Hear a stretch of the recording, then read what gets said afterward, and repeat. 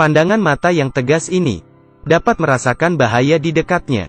Pada posisi jam 8, jarak 10 meter, seseorang mendatanginya, tapi dia tidak panik, karena dia tahu medan di sini. Dia bahkan bisa menebak senjata musuh. Baiklah, bahaya sudah dekat.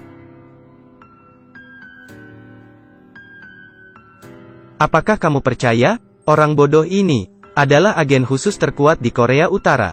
Dia dikirim ke Laut Cina Selatan. Untung berpura-pura menjadi orang bodoh, hanya untuk mengumpulkan situasi musuh. Meskipun dia menderita segala macam penghinaan, tapi dia sangat yakin, setelah semuanya ini, dia akan menjadi pahlawan.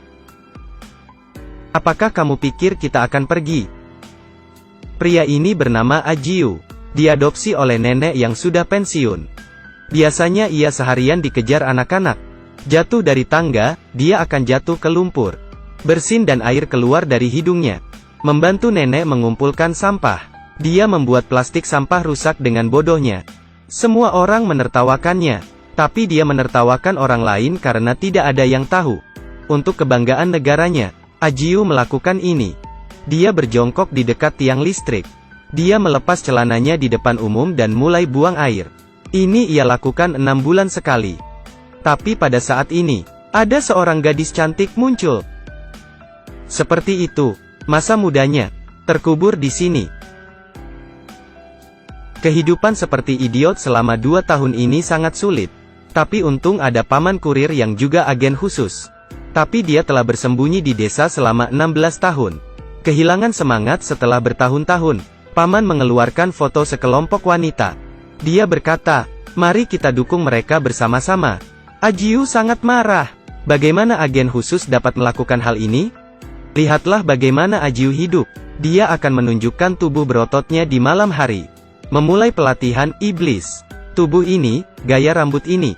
Dia terlihat seperti Bruce Lee. Tiba-tiba seseorang berteriak di luar pintu. Ajiu memperhatikan bahwa itu tidak bagus. Dia membuka pintu dan melihatnya. Itu adalah seorang pria berambut kuning. Orang itu naik dan pura-pura melepas sepatunya.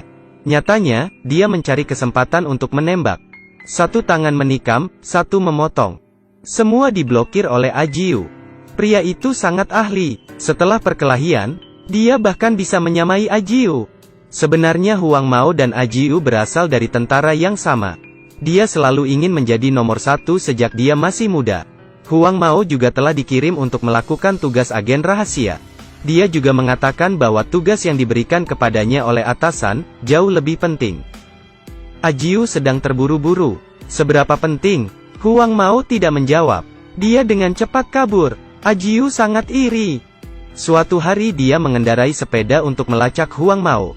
Dia bertemu dengan paman kurir di jalan. Baiklah. Meminjam sepeda paman untuk mengejarnya.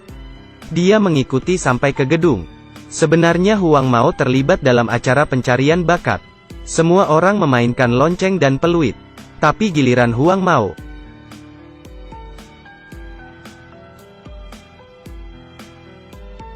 Dia tidak direkrut. Ini yang ia katakan sebagai tugas khusus. Baru saja tampil sebagai penyanyi rock yang bersembunyi di sini. Memberi penampilan yang buruk dan juga dimarahi. Tidak seperti Ajiu. Berpura-pura bodoh. Meski ditertawakan, tetapi anak-anak di desa akan meminta bantuannya, setiap kali mereka mengalami kesulitan. Kakak wanita akan berbicara dengannya jika hidupnya tidak berjalan dengan baik. Dan nenek memasak setiap hari untuknya. Tetapi, peran orang bodoh bukanlah diri yang sebenarnya.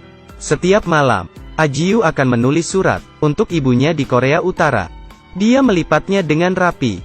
Setiap surat ia sembunyikan di bawah karpet. Kemudian dia mengambil foto ibunya. Bermimpi pulang ke rumah suatu hari nanti. Untuk menikmati kebahagiaan dengan keluarganya. Tiba-tiba lampu redup. Pistol di belakang kepalanya. Pembunuhnya telah datang. Di kamar yang gelap, dia meraih kepala pria itu. Memperingatkan dia untuk tidak melupakan identitas aslinya. Dengan cepat, dia keluar dari balkon dan melarikan diri. Dia melompat ke sebuah mobil. Kemudian memanjat gedung tinggi.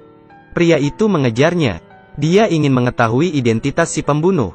Tapi pada akhirnya dia membiarkannya lari. Ini sangat jelas.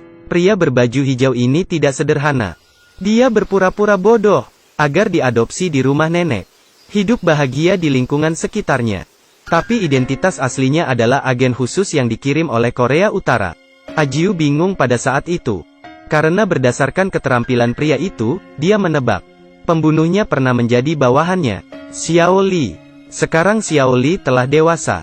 Dikirim oleh atasan untuk memantau apakah agen berkhianat.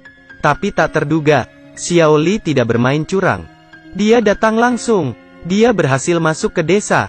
Kemudian mendekati Huang Mao dan Ajiu sebagai seorang siswa. Tapi Xiao Li tidak menyangka. Dia bergabung ke dalam kehidupan bersama mereka di Korea Selatan. Mereka harusnya berdarah dingin. Tapi tanpa sadar, mereka menjadi pria yang lembut. Nenek diganggu oleh pengganggu hari itu. Pria itu berbicara buruk padanya. Dia bahkan sengaja menjatuhkan sesuatu. Ajiu sangat marah. Dia berpura-pura menjadi orang bodoh lagi. Dia berpura-pura berguling menuruni tangga. Sebenarnya dia bergegas untuk menghentikan pria itu. Tapi pengganggu itu menendangnya pergi. Nenek bergegas datang ke pria itu dengan tergesa-gesa. Dia juga didorong pergi. Ia hampir mengenai pecahan kaca. Untungnya, Ajiu menangkapnya. Pengganggu itu masih sombong. Ajiu mengepalnya erat. Dia ingin membalasnya. Tapi nenek meraih tangan Ajiu dengan erat. Seolah-olah dia tahu identitas aslinya. Ini justru membuat Ajiu panik. Setelah itu, putra nenek terlalu kesal. Dia pergi untuk membalas dendam. Mencoba mengalahkannya sendiri. Wajahnya dipukuli oleh pengganggu itu. Ajiu tidak bisa menolongnya. Karena itu akan mengungkapkan identitas aslinya. Siapa yang bisa menolongnya? Xiao Li. Ajiu memakaikan topi di kepala Xiao Li. Dan tersentuh dengan kasih sayangnya. Dia memainkan emosinya. Kau akan membantuku kan? Xiao Li menurut. Jadi Xiao Li mulai menembaki mereka. Untuk agen khusus seperti dia, ini sangat mudah. Xiao Li menyalakan semua lampu. Kemudian semuanya selesai. Untuk merayakannya, nenek membuat sup ayam. Tetangga duduk bersama. Tidak hanya Ajiu, Huang Mao dan Xiao Li juga diundang. Kakak wanita menyanyikan lagu. Huang Mao menemani di sampingnya. Semua orang dengan senang hati bertepuk tangan. Ajiu juga merasa senang. Xiao Li melihatnya. Dia sepertinya merasakan sesuatu yang lebih penting daripada tugasnya. Seperti itu, kehidupan ketiga agen khusus. Dilatih menjadi kucing yang lembut. Tapi saat-saat bahagia itu tidak berlangsung lama. Militer Korea Utara mengubah strategi. Untuk memperbaiki hubungan antara kedua negara, kepala tentara bersiap untuk memberi perintah. Menyuruh agen khusus untuk bunuh diri. Di depan kekuatannya, agen khusus itu bukan manusia. Mereka hanyalah bagian dari permainan. Ajiu, Huang Mao, Xiao Li. Mereka semua telah menerima perintah bunuh diri. Tapi Ajiu, yang bersumpah untuk mengabdi pada tanah airnya sampai mati, tampak ragu-ragu. Karena dia tidak bisa melepaskan ibunya. Xiao Li mengeluarkan senjatanya. Kalau begitu biarkan aku pergi dulu. Tapi tangannya gemetar. Xiao Li tidak bisa melakukannya. Dan agen khusus lainnya juga bunuh diri. Hidup Persatuan Ibu Pertiwi. Polisi Korea Selatan mengevaluasi masalah ini. Mereka menemukan pelacak di dalam mayat. Akhirnya mereka mengerti, agen musuh telah menyusup ke pedalaman. Polisi mulai mencari agen yang lain. Xiao Li dengan cepat dikepung. Dia ingin kabur, tapi polisi menembak kaki Xiao Li dan menekannya di depan mobil. Mereka mengeluarkan alat di dalam perutnya. Apakah dia akan digantung? Tidak, bukan itu. Mereka membantunya mengeluarkan pelacak. Sheriff yang baik hati ingin membebaskan agen khusus ini. Xiao Li akhirnya bebas. Tapi kepala polisi telah datang. Dia datang untuk membunuh agen yang tidak patuh. Ajiu berjalan ke salon, memotong rambut panjangnya yang acak-acakan. Ketika dia muncul kembali di desa, wanita itu tercengang. Si bodoh itu berubah menjadi pria tampan. Ajiu kembali ke rumah untuk bertemu dengan nenek terakhir kalinya. Nenek mengeluarkan tasnya. Di dalamnya ada pakaian dan buku tabungan. Ajiu tidak mengatakan apa-apa. Lalu dia memakai jasnya, mengambil identitas aslinya. Sebagai agen khusus Korea, Ajiu berdiri di gedung yang tidak ditinggali. Seperti perkiraannya, kepala polisi mengikuti pelacaknya. Dia datang untuk membunuhnya. Ajiu tidak peduli dengan itu. Dia hanya ingin tahu di mana ibunya. Tapi bahkan permintaan kecil ini, kepala polisi tidak menanggapinya. Sebagai gantinya, kepala polisi memerintahkan bawahannya untuk menembak langsung. Ajiu menghindar dengan mudah. Kemudian dengan cepat mendekat, meraih pistol untuk menembaknya. Pistol itu mengarah padanya, tapi dia mengabaikan orang di belakangnya. Ajiu memiliki pisau di punggungnya. Dia kehilangan kemampuan tempurnya. Kepala polisi itu menendangnya ke bawah. Ajiu hampir tidak bisa bangun. Dia menemukan bahwa anak-anak di desa ada di dekatnya. Mereka berpikir, si idiot Ajiu buang air sembarangan lagi, dan mengeluarkan payung untuk menyembunyikan rasa malunya. Bagaimana Ajiu bisa menyakiti anak selucu itu? Pembunuh itu mengikutinya. Dia hampir melukai anak itu dengan satu tembakan. Untungnya, Ajiu menolong mereka. Pada saat darurat itu, Huang Mao datang dengan cepat. Dia memukulnya, lalu menyuruh Ajiu dan anak-anak masuk ke dalam mobil. Mereka kabur dengan cepat, dan akhirnya selamat. Ajiu mengirim anak-anak keluar dari mobil, siap menghancurkan segalanya. Mereka datang ke gedung itu lagi. Mereka bertemu dengan Paman Kurir. Paman juga merupakan agen khusus yang ditinggalkan. Biasanya menyamar sebagai kurir di desa. Dia telah mengintai selama 16 tahun. Dia membawakan mereka sekantong senjata. Huang Mao membuka dan melihatnya. Mengapa tidak ada satupun senjata? Sikap Paman berubah dalam sedetik. Ternyata dia masih memiliki identitas ketiga. Profesor ilmu politik dari universitas di Korea Utara. Tujuan sebenarnya ia ke sini adalah untuk membuktikan bahwa agen khusus akan berkhianat suatu hari nanti. Paman memberi perintah. Bawahannya bergegas, berurusan dengan dua orang ini. Ajiu dan Huang Mao, pasukan elit. Setelah pertarungan mematikan ini, semua orang yang jatuh adalah bawahannya. Hanya Paman yang tersisa. Ajiu bertanya bagaimana kabar ibunya.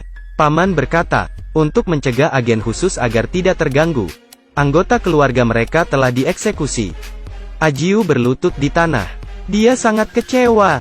Tapi di lantai bawah, kepala polisi itu sudah datang. Huang Mao membantu Ajiu melarikan diri ke atas. Pada saat itu, Huang Mao menerima berita tentang pertunjukan bakat. Tapi dia hanya bisa tersenyum tak berdaya. Kepala polisi mengejar mereka ke atas. Membunuh Paman dalam satu gerakan. Dia sudah tidak berguna lagi. Dan kemudian terus mengejar ke atap. Di depannya, itu adalah Ajiu dan Huang Mao. Mereka ingin istirahat, karena keduanya sudah terluka. Mereka dengan cepat dijatuhkan ke tanah. Saat itu, polisi Korea Selatan akhirnya tiba. Mereka berada dalam formasi, dan memberi peringatan. Tapi kepala polisi tidak peduli. Dia menginjak kaki Ajiu, hendak membunuhnya. Tiba-tiba dia diserang. Siapa yang menembak? Seorang polisi perlahan melepas helmnya. Itu adalah Xiao Li. Dia datang untuk menyelamatkan temannya. Kepala polisi hampir mati. Dia mengeluarkan granat dan ingin mati bersama mereka. Huang Mao tersenyum. Dia bersiap untuk mengorbankan dirinya. Ia membuka granat. Huang Mao mengambilnya, dan jatuh ke bawah bersamanya. Di udara, granat itu meledak. Hanya Ajiu dan Xiao Li yang tersisa. Polisi Korea Selatan membujuk mereka untuk menyerah. Xiao Li mengangkat pistol untuk menghadapinya. Bahkan jika itu pengkhianatan, dia tidak ingin bergabung dengan negara musuh. Ajiu masih tenggelam dalam kesedihan. Dia tiba-tiba memikirkan satu-satunya kerabatnya, nenek di desa. Dia mengeluarkan buku tabungan yang diberikan neneknya padanya.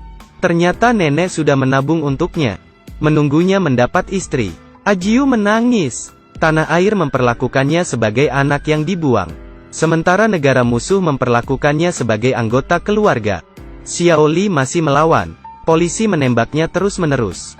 Tubuhnya tertembak. Ajiu menggunakan tubuhnya sendiri untuk melindunginya. Dia juga penuh dengan luka. Mereka akhirnya jatuh ke bawah, disertai dengan suara keras. Tidur di tanah ini selamanya. Semuanya telah selesai. Itu adalah satu musim dingin yang lain sejak Ajiu pergi. Nenek melihat potret keluarga. Dia merindukan masa lalunya. Ia memindahkan fotonya, dan beberapa kata tertulis di dinding.